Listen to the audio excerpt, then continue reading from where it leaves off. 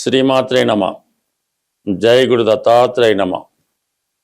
ఈ వీడియోలో మనం ఏప్రిల్ 2వ తారీఖు నుంచి మే 11వ తారీఖు మధ్యన కుజగ్రహం మేషరాశిలో సంచరిస్తున్న సమయంలో ఎటువంటి ప్రభావాలు కనబడతాయి అనే పరిశీలనలో మనకి ఏప్రిల్ 2వ తారీఖున శని భగవానుడు మీనరాశిలో ప్రవేశించి అక్కడ ఉన్నటువంటి శని భగవానుడితో కలియడం జరుగుతూ ఉంటుంది. ఇది ఒక విధంగా మంచి కాంబినేషన్ కాదు. శని భగవానుడు కుజగ్రహంతో కలిసినప్పుడు వృత్తిపరమైనటువంటి ఇబ్బందులు జాతకుడికి ఏర్పడుతుంటాయి. అదే శని భగవానుడు కేతుగ్రహంతో కలిసిన ఉద్యోగంలో మార్పు కానీ ఉద్యోగం పోవటం కానీ జరుగుతూ ఉంటాయి. అలాగే ఎవరి జన్మ జాతకంలో అయినా సరే శని కుజగ్రహాలు కలిసినప్పుడు వారు జీవితంలో తొందరగా సెటిల్ అవ్వలేకపోవడం, ఏ వృత్తి యందు ఆసక్తి ఉండదు. మంచి నాలెడ్జ్ ఉంటుంది, టెక్నికల్గా చాలా తెలివైన వారు ఉంటారు. అయితే పని చేయడానికి ఇష్టపడకపోవడం వల్ల వారి జీవితంలో సరిగ్గా సెట్ అవ్వలేకపోతుంటారు. కొంతమంది జీవితాంతం ఏ ఉద్యోగం చేయకుండానే ఉంటారు.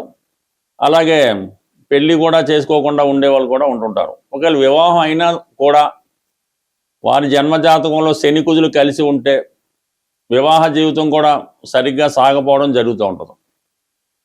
ఇదే స్త్రీ జాతకంలో శని కుజులు కలిసి ఉంటే అసమర్థుడైనటువంటి భర్త రావడం వల్ల ఆమె వివాహ జీవితం చాలా స్ట్రగుల్గా ఉంటుంది. భర్తకు సంపాదన లేకపోవడం, భార్య మీద ఆధారపడడం, ఇటువంటి ఇబ్బందుల వల్ల జీవితం స్ట్రగుల్ అవుతుంటుంది. బట్ ఏదైనా రెండు శత్రుగ్రహాల కలయిక మీనరాశిలో కంప్లీట్గా ఎటువంటి ప్రభావం చూపుతుంది, ప్రస్తుతం జరుగుతున్నటువంటి యుద్ధ వాతావరణంలో ఈ గ్రహాల ప్రభావం ఎంతవరకు ఉంటుంది అన్న విషయాన్ని మనం ఈ వీడియోలో పరిశీలించే ప్రయత్నం చేద్దాం. సింహరాశి వారికి ఏప్రిల్ 2 నుంచి మే 11 మధ్యలో కుజుడు మీనరాశిలో ప్రవేశం సింహరాశి వారికి ఏ విధంగా ఉంటుంది అని పరిశీలించినప్పుడు, సింహరాశి వారికి కుజుడు చతుర్థ భాగ్యాధిపతిగా యోగకారకుడు.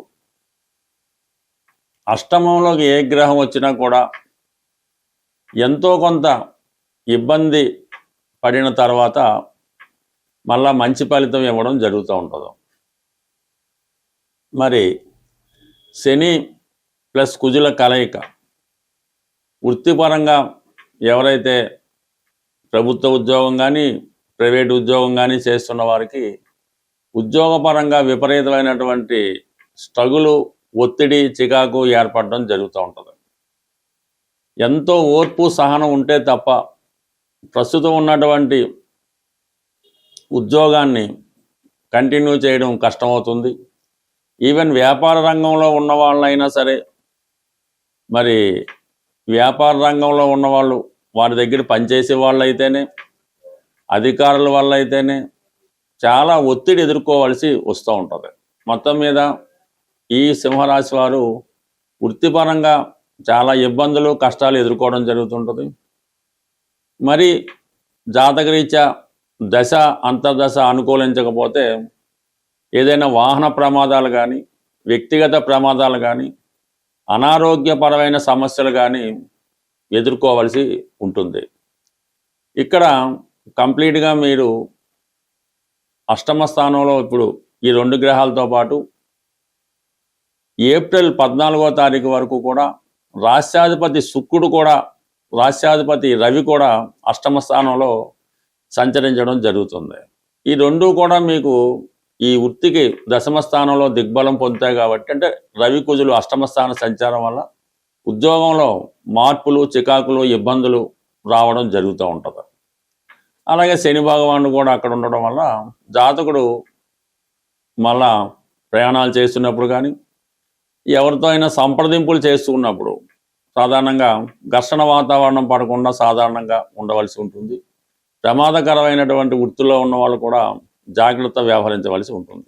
సో ఒకవేళ వ్యక్తిగతంగా మీకు కాకపోయినా మీ తండ్రి గారికో, మీ కుటుంబంలో పెద్దవారికో సడన్గా ఏదో ఒక హెల్త్ ప్రాబ్లం రావడం, హాస్పిటలైజ్ అవ్వడం లాంటివి కూడా జరిగే అవకాశం ఉంది. కాబట్టి ముఖ్యంగా ఈ సింహరాశి వారికి సూచించేది ఏంటంటే, ఇంపార్టెంట్గా మీరు ఈ రాబోయే ఏప్రిల్ 2వ తారీఖు నుంచి మే 11 మధ్యలో కంప్లీట్గా మీరు సూర్యభగవానుణ్ణి, ఆంజనేయ స్వామి వారిని, శివుణ్ణి కంప్లీట్గా మీరు పూజ చేసుకొని ధ్యానం చేసుకోవడం కానీ, జపం చేసుకోవడం కానీ, హనుమాన్ చాలీసా చదువుకోవడం కానీ, మృత్యుంజయ మహామంత్రాన్ని చదువుకోవడం కానీ కంప్లీట్గా చేయవలసి ఉంటుంది. సో అప్పుడు మాత్రమే ఇటువంటి ఇబ్బందుల నుంచి మీరు బయటపడడం జరుగుతుంటుంది. అయితే ఇంత ఇబ్బంది ఉన్నా మీరేమీ మళ్ళా పెద్దగా ఇబ్బంది పడక్కర్లేదు. లాభస్థానంలో గురుగ్రహ సంచారం మీకు అన్ని విధాల కాపాడుతూ ఉంటుంది. ఏదో ఒక దైవం మిమ్మల్ని నిరంతరం కాపాడడం జరుగుతూ ఉంటుంది. బట్ ఏదైనా ఈ కుజుడు అష్టమ స్థానంలో ఉండి శనితో కలిసినప్పటికి కూడా, అక్కడ రవి ఉన్నప్పటికీ కూడా, ఈ రవి ఎప్పుడైతే మనకి మన ఏప్రిల్ 14 తర్వాత మేషరాశిలో ఉచ్చరాశిలోకి రావడం జరుగుతుందో, అంటే ఇంచుమించుగా మీరు ఈ 14వ తారీఖు వరకైనా జాగ్రత్తగా వ్యవహరించండి. 14 తర్వాత చాలా వరకు మీకు అనుకూలంగా ఉంటుంది. ఎందుకంటే రాశ్యాధిపతి అత్యంత బలవంతుడై ఉంటాడు.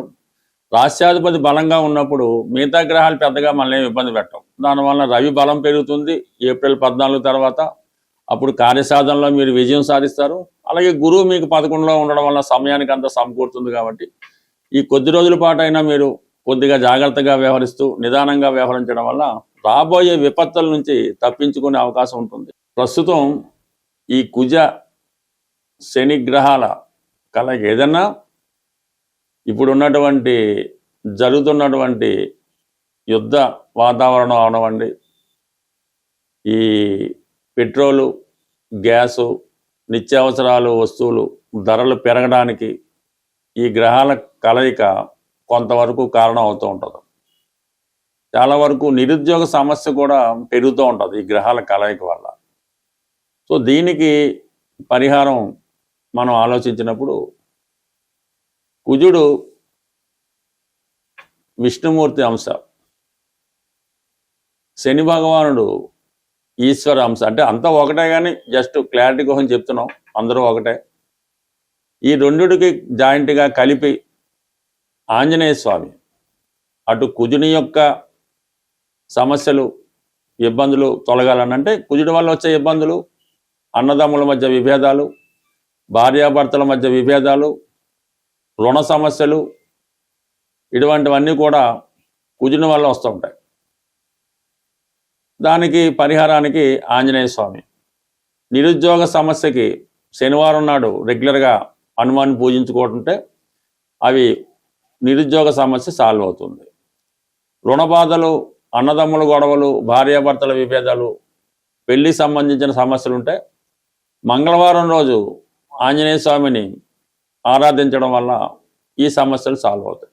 శని భగవానుడు కూడా మరి 2 గ్రహాలకి ఆంజనేయ స్వామి కాబట్టి, శని యొక్క ఇబ్బందుల నుంచి మనం బయటపడాలంటే శనివారం రోజు నియమంగా ఉండి ఆంజనేయ స్వామిని ఆరాధించుకోవాలి. అంటే ఇప్పుడు జాయింట్గా మనం ఈ సమస్య నుంచి బయటపడాలంటే ఆంజనేయ స్వామి వారిని శనివారం రోజు చక్కగా అభిషేకం చేయించి వడమాల సమర్పించడం వల్ల మనకి కంప్లీట్గా ఈ సమస్య పరిష్కారం అవుతుంది. మీకు ఏ సమస్య అవనవండి, కనీసం 1 వారం అనేది చేసినందుకు మాత్రమే సరిపోదు.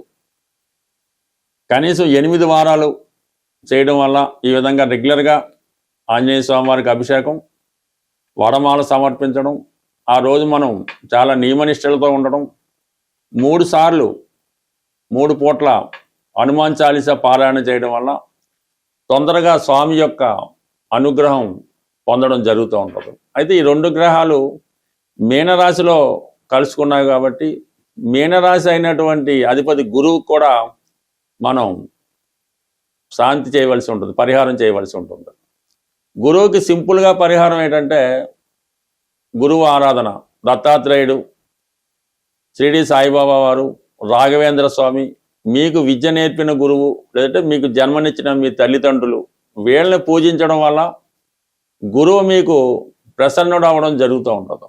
ఈ సమయంలో మీరు మరీ ఇబ్బందులతో ఉంటే మీ తల్లిదండ్రులకు కానీ మీ గురువుకు కానీ చక్కగా వాళ్ళని సత్కరించి ఒక మంచి వారికి ఇష్టమైనటువంటి వస్త్రాలు బహుమతిగా ఇవ్వడం వల్ల కంప్లీట్గా మీరు ఈ సమస్య నుంచి పరిష్కారం, సమస్య ఉన్నా లేకపోయినా కంప్లీట్గా గురుగ్రహ అనుగ్రహం కోసం దత్తాత్రేయుని ఆరాధించడం వల్ల, దత్తాత్రేయుని క్షేత్రాలు పిఠాపురం అవ్వచ్చు, షిరిడి అవ్వచ్చు, గాన్గాపూర్ అవ్వచ్చు, ఏదో ఒక దత్తక్షేత్రాన్ని దర్శించవచ్చు. లేదా మీ గురువు యొక్క గృహమే దత్తక్షేత్రం అవుతుంది, లేదంటే ఒక గోశాల కూడా మీకు దత్తక్షేత్రంతో సమానం అవుతుంది. అటువంటి వాళ్ళని సందర్శించి అక్కడ కొద్దిసేపు మీరు విశ్రాంతిగా ధ్యానం చేస్తూ కూర్చుంటే మీకు ఆ పాజిటివ్ హీలింగ్ అయి అన్ని గ్రహాలు మీకు వశం అవడం జరుగుతూ ఉంటుంది. మనం గ్రహాలతో పరిచయం పెంచుకొని వాటిని ఆరాధిస్తూ ఉంటే గ్రహాలు మనతో మాట్లాడి అవి ఏం చేయాలో అవే చెప్తూ ఉంటాయి. స్వస్తి.